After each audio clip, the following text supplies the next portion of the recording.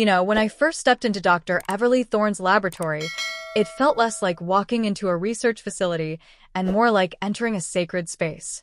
I'd worked my tail off for that spot, pushed through countless late nights, and the email confirming my acceptance into her team had felt like a golden ticket. I was, to put it mildly, thrilled.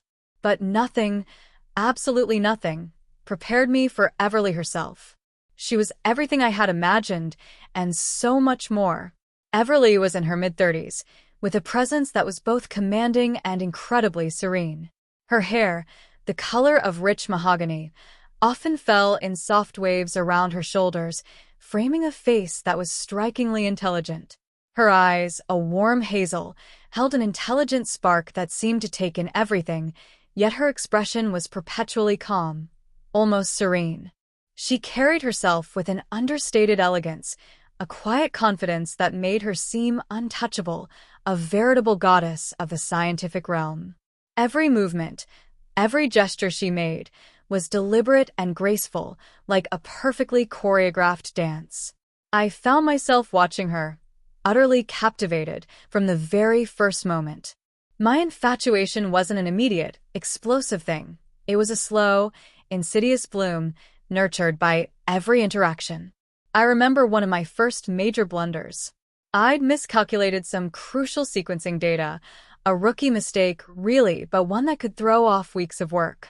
My stomach clenched into a knot the size of a grapefruit as I presented the flawed results. I braced myself for the sharp, frustrated tone I'd heard from other mentors, but it never came. Everly simply leaned closer to the monitor, her brow furrowed in concentration. "Ah, I see," she murmured, her voice a low, melodic hum. Her fingers, long and slender, hovered over the screen, tracing the erroneous data point. "It looks like a simple arithmetic oversight here, Clara. See how this value cascades into the next phase? If we adjust it, the rest of your calculations should fall neatly into place." She looked up then, her gaze meeting mine, not with judgment, but with an almost disconcerting patience. "It happens. The important thing is to catch it now before we move to the next synthesis." My heart, already racing, seemed to pause. I didn't just hear her words.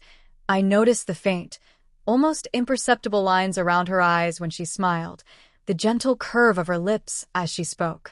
She wasn't just explaining, she was teaching, guiding, without a single hint of condescension. In that moment, watching her, listening to her calm, reassuring tone, I felt something shift deep inside me. It wasn't just admiration for her brilliance, it was a profound, aching longing to be closer, to absorb every detail of her being. I didn't just like her. I was utterly, irrevocably enchanted. And I knew, with a certainty that both thrilled and terrified me, that I wanted more than just a mentor-student relationship. I wanted her.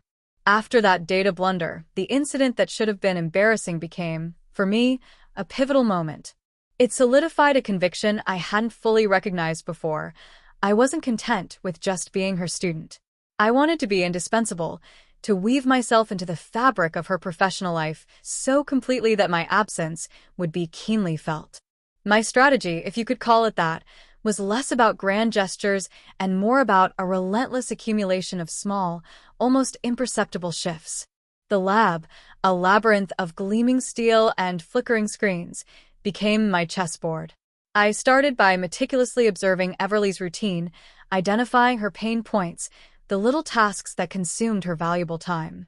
Her current project involved complex protein crystallization, a painstaking process requiring constant monitoring and precise adjustments.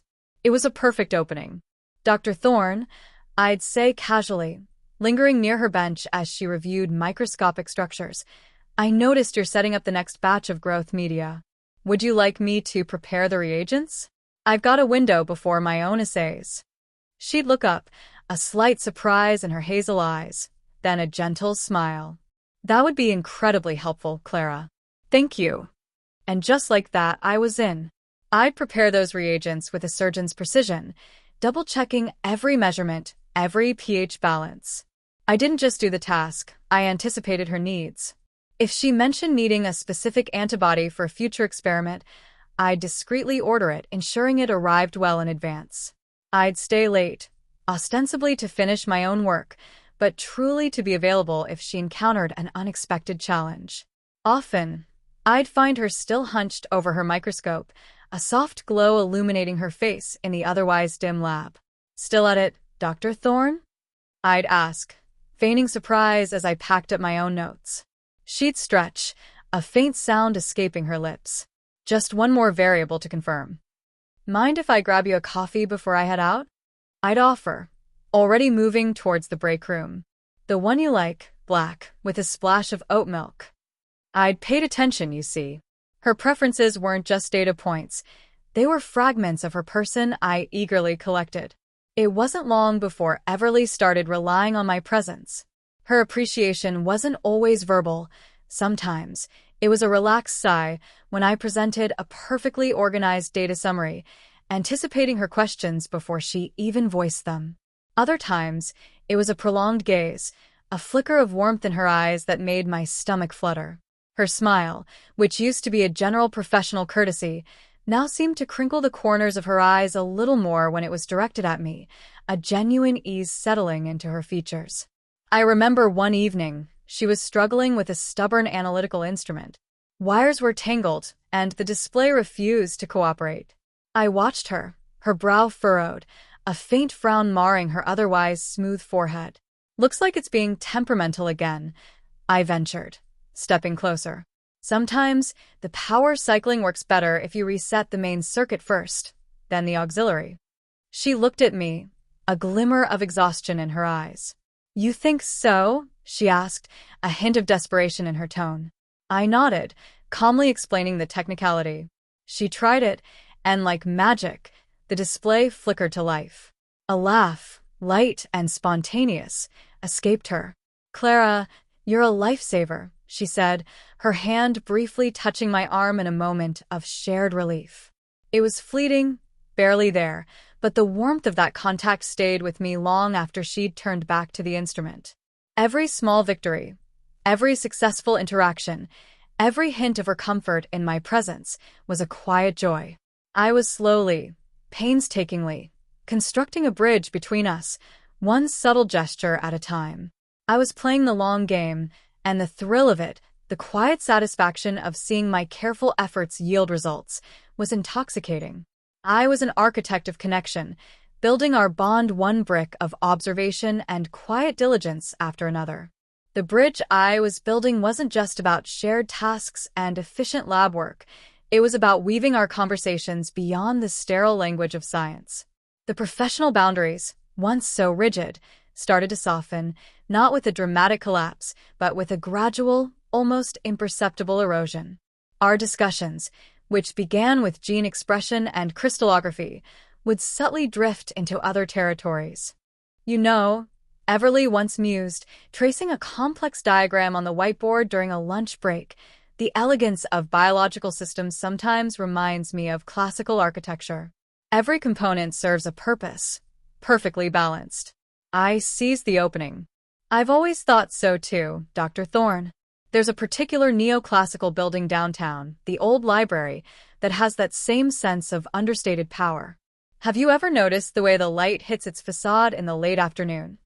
I had, of course, noticed it for weeks, mentally rehearsing this exact scenario. Her head tilted slightly, a thoughtful expression on her face. "I don't believe I have, not in that way. I'm usually rushing past it." A faint smile played on her lips. "Perhaps I should pay more attention."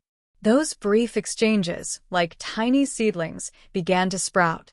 We discovered a shared appreciation for obscure indie films, the ones that lingered in your mind long after the credits rolled. We talk about abstract art, the way a particular brushstroke could evoke a profound emotion, or the philosophical implications of quantum physics over lukewarm coffee in the break room. These weren't profound revelations, not yet, but they were threads, delicate and strong, connecting us outside the purely academic. One afternoon, a particularly frustrating experiment yielded baffling results. We'd been at it for hours, staring at a screen filled with anomalous readings. I sighed, pinching the bridge of my nose. Everly, who is usually so composed, let out a short, exasperated huff. "It's like trying to coax a secret out of a brick wall, isn't it?" she said, pushing a stray strand of mahogany hair from her face. I chuckled, a genuine, unforced sound. More like a very stubborn, very expensive brick wall. She looked at me then, and a genuine, unburdened laugh bubbled up from her. It was a lovely sound, light and melodic, and it filled the silent lab with unexpected warmth. "You're right," she agreed, her eyes crinkling at the corners. "A very stubborn, very expensive brick wall that's decided to mock us."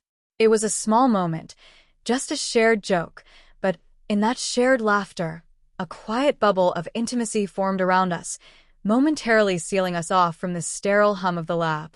I remember another instance, during a late-night data review. She was explaining a complex statistical model, her voice calm and clear.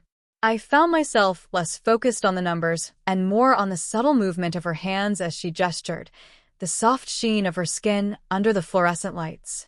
The quiet dedication in her eyes, the way her lips formed precise words, every detail was a brushstroke in the mental portrait I was meticulously painting of her. There was a peaceful rhythm to our collaborative efforts, a comforting cadence that settled deep within me.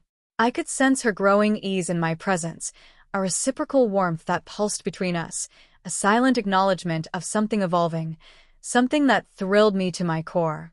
The air itself seemed to hum with an unspoken current, a promise of something more than just professional courtesy.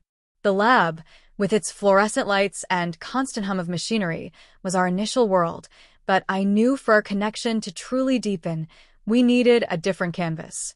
An upcoming scientific conference in Seattle provided the perfect opportunity, a chance to observe Everly and for her to observe me, outside the rigid structure of our daily routine.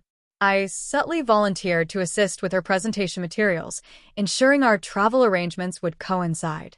It was another calculated move, cloaked in professional duty. The journey itself became a series of small, significant moments. Sharing a taxi from the airport, the unfamiliar cityscape rushing past the windows, created a sense of shared adventure. We discussed the conference agenda, the keynote speakers, and the perennial scramble for good coffee. Everly, usually so contained, seemed to relax a fraction, leaning back in her seat, her gaze thoughtful as she watched the rain-slicked streets. That first evening, after a whirlwind of registration and preliminary talks, we found ourselves at a small bistro, ostensibly to discuss a particularly challenging aspect of her poster presentation. The clatter of plates and hushed conversations around us created a backdrop for a conversation that began to venture into more personal territory. "It's funny," Everly mused, stirring her tea, the steam curling around her graceful fingers. "When I was first starting out, I doubted myself constantly. Every failed experiment felt like a personal failure, every rejection from a journal, a confirmation that I wasn't cut out for it." She looked up, her hazel eyes meeting mine across the small table. "It's a strange kind of vulnerability, putting your work, your ideas, out there for everyone to scrutinize." My heart gave a little lurch. This was it. A crack in her perfectly composed facade. "I understand that feeling," I said, my voice softer than usual. "The pressure to constantly prove yourself, to live up to expectations, can be immense." She nodded slowly, a faint, almost wistful smile touching her lips. "Yes." I remember one specific presentation, early in my PhD. I was so nervous, my hands were shaking.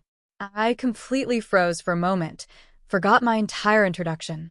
She let out a soft, self-deprecating laugh. It felt like the end of the world then. Of course, it wasn't. But it taught me a lot about resilience, about picking yourself up and just trying again. Watching her share this, seeing the subtle shift in her expression as she revisited that memory, was incredibly intimate. Her guard was down, just for a moment, revealing a vulnerable, human side I had only ever glimpsed in my imagination. I found myself captivated by the way the low restaurant lighting caught the subtle sheen of her hair, the thoughtful tilt of her head, the quiet strength that underscored her vulnerability. The aroma of roasted coffee and the muted murmur of the restaurant faded into the background. All that mattered was her voice, her story, and the fragile thread of trust she was extending to me. There was a heightened awareness between us after that, a subtle, unspoken acknowledgement that something had shifted. Her gaze lingered a fraction longer. A deeper warmth seemed to settle in her eyes when she looked my way. I could feel the hum of an unspoken connection, a gentle current beneath the surface of our professional interactions, growing stronger with each passing hour. The conference, instead of being just about science, became a quiet testament to the evolving bond of our hearts. Returning to the lab after the conference, the sterile environment felt subtly charged, like the air before a thunderstorm. The ease we'd found in Seattle, the glimpse into each other's deeper selves, had left an unspoken question hanging between us. Everly was still her composed self, but there was a new lightness in her movements, a more frequent, knowing smile directed my way. And I was more acutely aware of her than ever. Every casual brush of her sleeve against mine, every shared glance across the bench, sent a quiet thrill through me. A particularly demanding project on cellular regeneration became our crucible. It was a complex, multi-stage experiment that required intense, focused effort, often pushing us to work late into the evenings. Most of the lab had cleared out by then, leaving just the two of us surrounded by the soft hum of equipment and the gentle whir of the ventilation system. The silence amplified the unspoken tension, making every sound, every breath, feel significant. One night, we were meticulously analyzing reams of data, searching for a pattern that seemed to elude us. Hours stretched, punctuated only by the click of the mouse and the rustle of papers. I was hunched over the monitor, my eyes blurring from fatigue, when Everly leaned closer, her voice a soft murmur in the quiet lab. "Look here, Clara," she said, her finger hovering over a graph. "The expression levels on this subset, they're mirroring the controls with an unexpected periodicity." I shifted, turning my head to follow her gaze, and in that confined space, our shoulders brushed. It was a fleeting, accidental contact, but the spark it ignited was anything but faint. My breath caught. The air seemed to thicken, charged with an invisible energy. I could feel the subtle warmth radiating from her, the faint scent of her perfume, a delicate floral note I'd come to associate with her. My heart began to pound a slow, heavy rhythm against my ribs. I looked at the graph, trying to focus, but all I could see was the curve of her cheek, the gentle sweep of her eyelashes as she concentrated. "You're right," I managed, my voice a little rougher than I intended. "It's an anomaly." We continued to pore over the data, the accidental proximity persisting. The scientific breakthrough, when it came, felt almost secondary to the surge of emotion that coursed through me. We had found it, the elusive correlation, the missing piece of the puzzle. "That's it," Everly exclaimed, a burst of exhilaration in her voice. She straightened up, a brilliant smile illuminating her face, her eyes alight with triumph. "Clara, we've got it."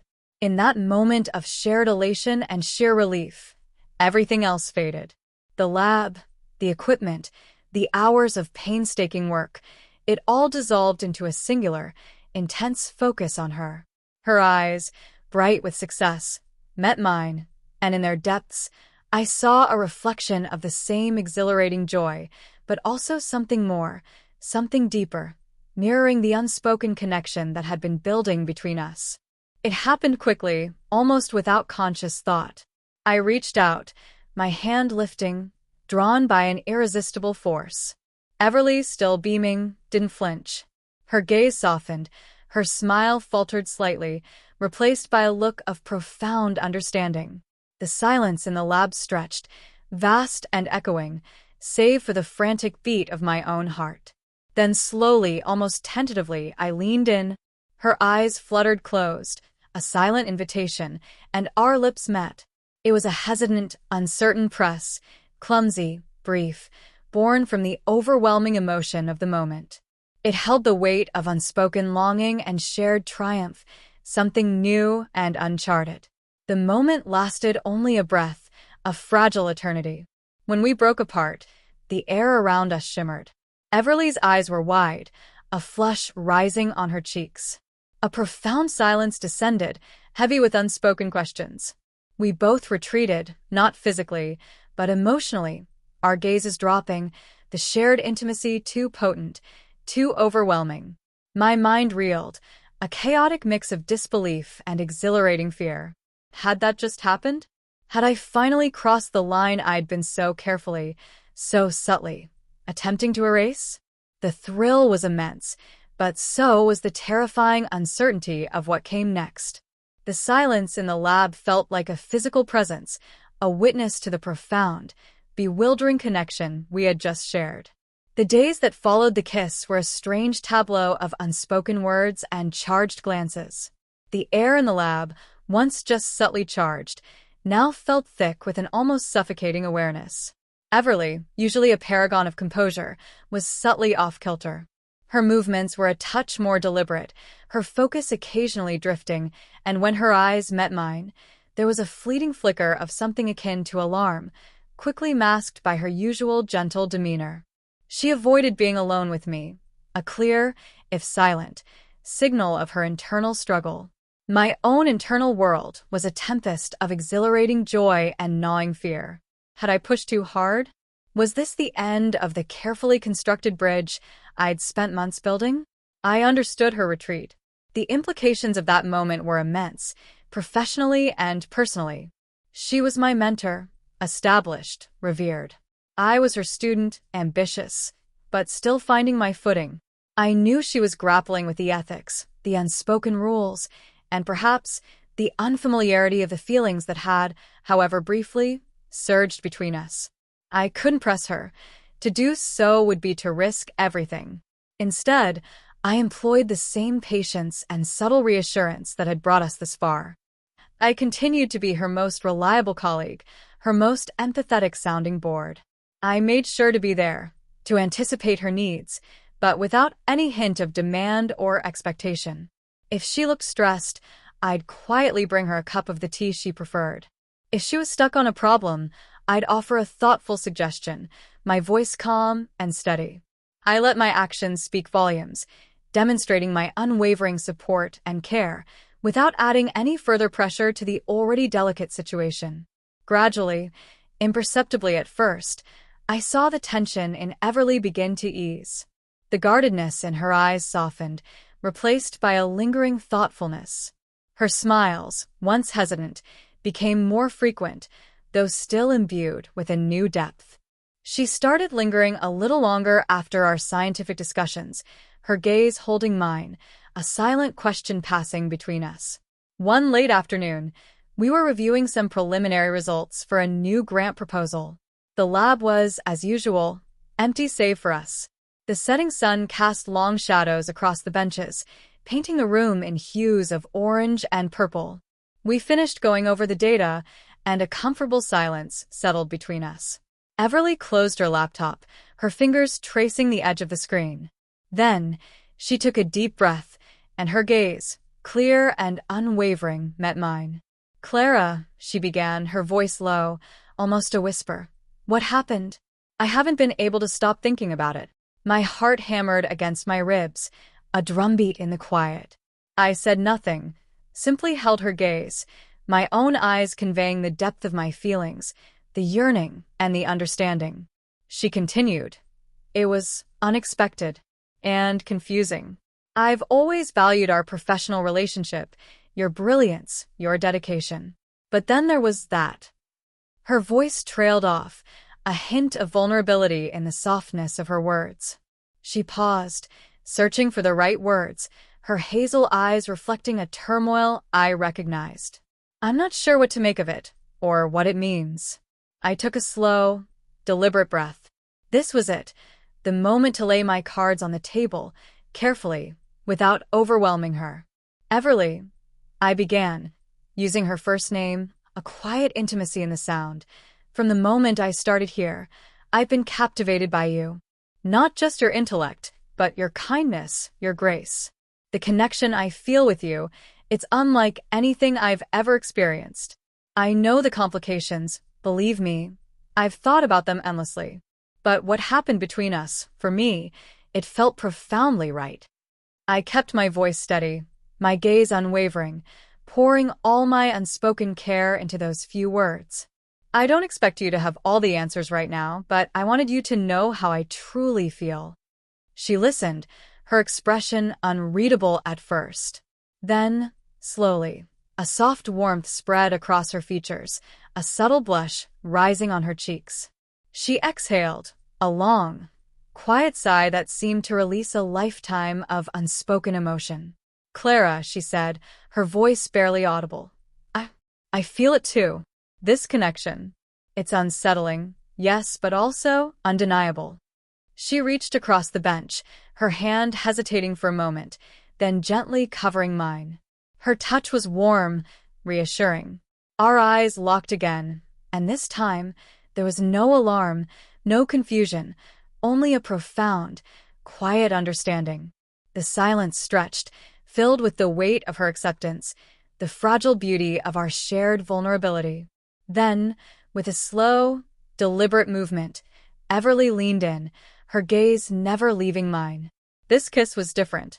It was less clumsy, more certain. A mutual confirmation of the delicate truth we had just acknowledged. It was a promise, whispered without words, sealing a new, precarious understanding, a silent agreement to explore this uncharted territory together, despite the world that might stand against us. With that second kiss, a fragile, unspoken agreement was forged. It was a secret, fiercely guarded, yet it infused every corner of our lives with a new, exhilarating intimacy. The lab, once a place of calculated effort for me, transformed into a landscape of shared glances and whispered confidences. Our relationship began to blossom in these clandestine moments, like a rare, delicate flower unfurling in the shadows. We mastered the art of conveying entire conversations with a slight tilt of the head, a knowing look, or a quick, almost imperceptible touch as we passed in the corridor. A subtle squeeze of my arm as she handed me a report, a shared smile that lasted a fraction of a second too long. These were our secret codes, our declarations of care hidden in plain sight. Each one was a thrilling affirmation, a quiet reinforcement that what we had was real, despite its precarious nature. We started finding excuses to work late more often, not just for the science, but for the stolen hours after the lab emptied. These were the times we truly began to delve into each other's lives. Everly, once so reserved, started to unwind, revealing layers of her personality I had only guessed at. She spoke of her childhood, growing up in a small town, her early fascination with the intricate dance of cells under a microscope. She told me about the pressure of building her career, the sacrifices she'd made, the quiet loneliness that sometimes accompanied her success. I, in turn, found myself opening up in ways I never had before. I shared my own vulnerabilities, the anxieties that sometimes gnawed at my ambition, the deep-seated fear of not being enough. Everly listened, truly listened, her hazel eyes warm and empathetic, making me feel seen and understood in a way no one else ever had. Her gentle touch, a comforting hand on my arm as I spoke, was a balm to old wounds. We discovered a shared love for jazz music, spending hours after work, hidden away in a quiet corner of the lab, listening to old records on my phone, the soft melodies weaving themselves into the fabric of our burgeoning bond. I found every facet of her endlessly captivating. The way she chewed on the end of her pen when deep in thought, the faint sighs she'd let out after solving a particularly tricky problem, the way she'd instinctively reach for her coffee mug the moment she sat down. These small, idiosyncratic details, once merely observations, now felt like precious treasures, illuminating the woman I was falling more deeply for every passing day. However, even in our carefully constructed bubble of closeness, the outside world began to intrude. The lab, a place we considered our sanctuary, slowly started to feel less private. I noticed lingering glances from a few colleagues, a hushed conversation that abruptly ceased when Everly and I walked into the break room together. A younger research assistant, usually quite chatty, suddenly seemed to shy away from me. I caught snippets of whispers, Dr. Thorne and Clara, always together. Wonder what's going on. The words were faint, indistinct, but the implication was clear. It was a subtle shift in the atmosphere, a cool undercurrent that suggested our carefully guarded secret was perhaps not as secret as we believed. The bubble of our connection, though exhilarating, began to feel increasingly fragile, threatened by the silent, judging eyes of the world outside our carefully constructed haven. The joy of our shared moments was now tinged with a growing apprehension, a premonition of the challenges that lay ahead. The whispers, once faint and easily dismissed, began to grow louder, more insistent. What started as subtle glances and abrupt silences blossomed into an undeniable chill in the lab atmosphere. Colleagues who were once friendly became distant, their politeness thinly veiled. The easy camaraderie we'd once shared with others evaporated, replaced by a palpable tension that hung heavy in the air, especially when Everly and I were together. Then came the formal summons. Everly received an email requesting her presence at a discreet meeting with the department head and a representative from Human Resources. She came to my bench, her face pale, the usual serene composure replaced by a tight, anxious line around her mouth. She didn't have to say anything. I saw the email subject line flashing on her phone screen, the institutional jargon chilling me to the bone. They know, I thought, the words a cold dread settling in my stomach. Later that day, after her meeting, Everly returned, her shoulders slightly slumped. She found me in the quietest corner of the lab, pretending to organize reagents. It was as expected, she said, her voice low, strained. Concerns about professionalism, potential conflicts of interest, the optics of the situation. Nothing explicit, but the message was clear. She sighed, running a hand through her hair, a gesture of weariness I hadn't seen from her before. They strongly advised that we reevaluate our working relationship, suggesting a transfer for you, or, at the very least, a significant reduction in our direct collaboration. My mind reeled. A transfer? This lab, this opportunity, it was everything I'd worked for. But more importantly, it was our space, the place where our connection had grown. Hearing those words, seeing the strain on Everly's beautiful face, something inside me snapped. The protective instinct, fierce and overwhelming, surged to the forefront. I saw her brilliant career, her impeccable reputation, all that she had tirelessly built, teetering on the edge because of us. Because of me. A profound sense of despair began to bubble up, hot and bitter. My breath caught in my throat, my hands began to shake, not with passion this time, but with a cold, isolating fear. The weight of the world, of societal judgment, of institutional disapproval, felt crushing. I saw the trajectory of her career, the years of dedication, now potentially tainted, undermined by our forbidden connection. Everly, I said, my voice barely a whisper, thick with unshed tears, we have to stop this. The words felt like sandpaper in my mouth, each syllable a shard of glass against my tongue. We can't do this to you. Your career, everything you've worked for, it's too important. I can't be the reason you lose any of it. My eyes, hot and stinging, searched hers, pleading with her to understand the devastating sacrifice I was suggesting, the agonizing truth of my conviction. I'll ask for transfer. I'll make it seem like it was my decision. We can just go back to how things were. Before. The lie tasted like ash. Go back to before? When I hadn't known her touch, her quiet laughter, the profound connection that had redefined my entire existence. It felt like suggesting I cease to breathe. Yet, the thought of her facing professional ruin, her light dimmed because of our choices, was unbearable. My anguish was profound, a raw, exposed nerve. Everly, however, stood firm. Her eyes, usually so gentle, now held a fierce, unyielding resolve I hadn't seen before. She stepped closer, her hands reaching for mine, gripping them tightly. Clara, no, she said, her voice low, unwavering, infused with a power that startled me. Absolutely not. Do you truly believe that what we have, what we've found in each other, is so easily discarded? That it's less important than optics, or the discomfort of others. She looked directly into my eyes, her gaze steady, full of a care that both grounded and uplifted me. I refuse to let anyone dictate who I am or who I care for. And I certainly won't let fear make us deny something so profound. Yes, there will be challenges.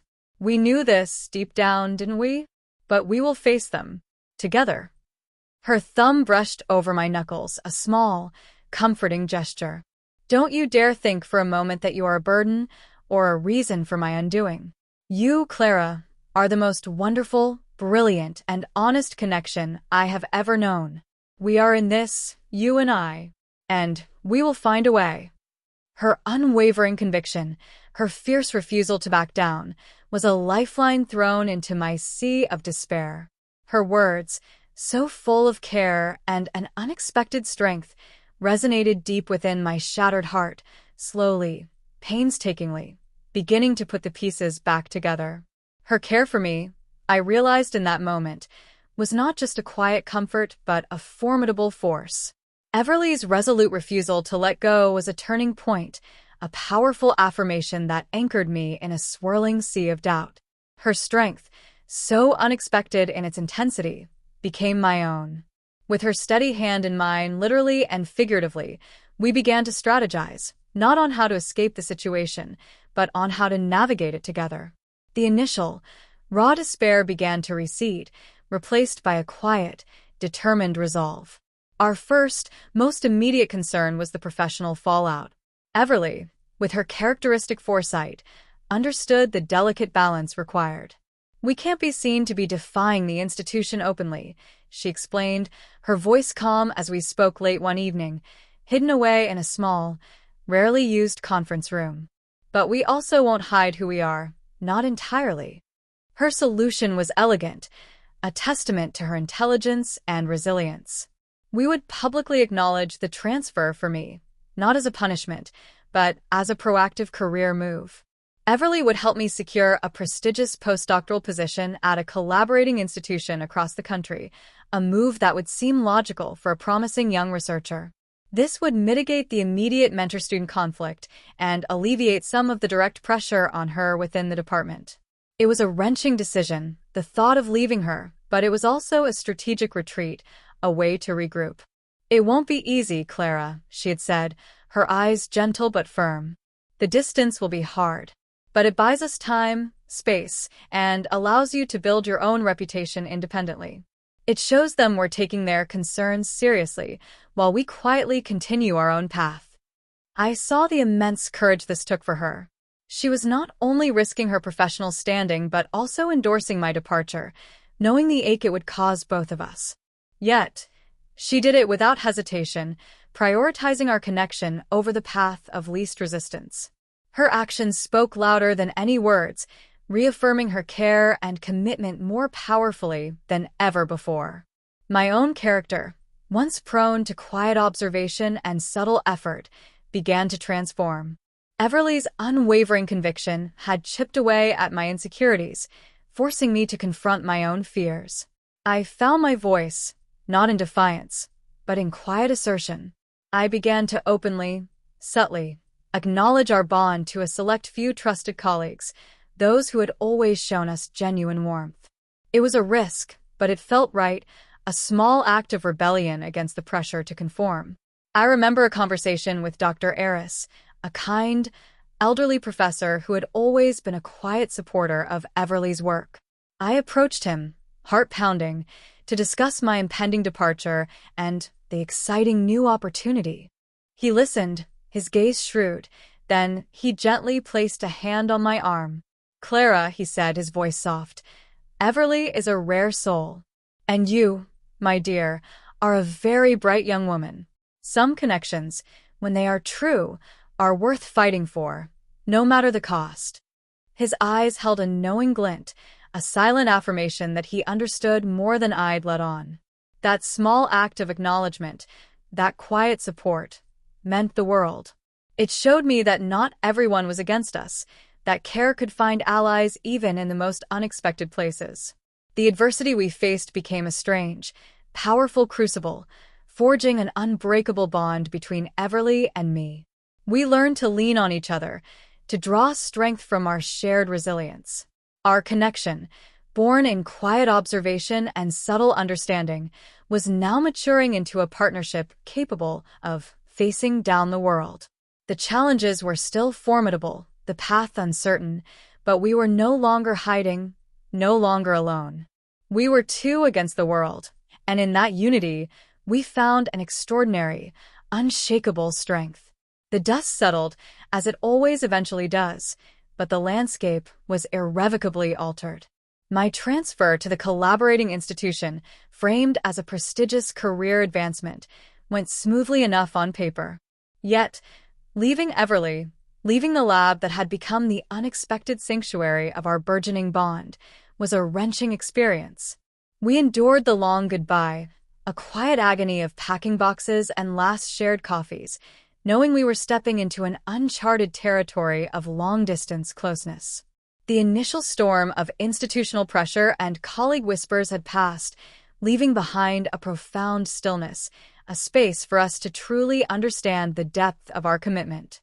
The separation, though painful, became a test, a crucible that only strengthened our bond. We relied on video calls and late-night texts, finding new ways to maintain our intimacy, to share the mundane details of our days and the profound thoughts that stirred our souls. Everly visited when she could, her presence a balm to my aching heart, each reunion a reaffirmation of the unwavering connection we shared. This entire journey, from my initial, overwhelming admiration to the shared adversity we now faced, had fundamentally reshaped me. Everly's care, her unwavering persistence in the face of judgment, had slowly, painstakingly, healed my own unspoken insecurities. I, who had once orchestrated my interactions with careful thought, learned the profound power of vulnerability, of simply being myself, flaws and all, and being cared for unconditionally. Her belief in me, in us, had allowed me to shed the cautious observer I had always been and embrace a more authentic, courageous version of myself. I learned that true strength wasn't about control or calculation, but about honesty, resilience, and the courage to care openly, even when it was difficult. Our relationship, born from quiet observation and subtle understanding, had matured into a powerful partnership, a testament to two souls who found solace and strength in each other. We built a life, meticulously weaving our schedules, careers, and personal lives into a vibrant tapestry of shared purpose and affection. We continued our scientific collaborations, albeit remotely, proving that our intellectual and emotional connections were intertwined and could thrive across any distance. Everly, too, had changed. The subtle guardedness she once carried, a legacy of her past, had softened, replaced by a radiant openness. She learned to lean on me, to trust not just my intellect, but my emotional support, finding solace in our shared experiences. We both understood that challenges would always exist, whether from societal expectations or the inherent difficulties of balancing demanding careers with a deeply committed personal life. But we were no longer afraid. We were equipped to face them together, our bond a beacon of resilience, a quiet revolution against the ordinary. Our story, I realize, isn't about a finite ending, but an ongoing narrative. It's a testament to the unexpected connections that emerge from the quiet corners of life, to the profound healing that care can bring, and to the courage it takes to stand firm in who you are and who you care for. Everly and I, two women from different places, brought together by science and an undeniable current, had found not just care, but a shared purpose, a continuous journey of growth and understanding. Our story is not over. It is simply continuing, evolving, a testament to the enduring power of genuine connection, shaping my identity and worldview forever, one cherished moment at a time.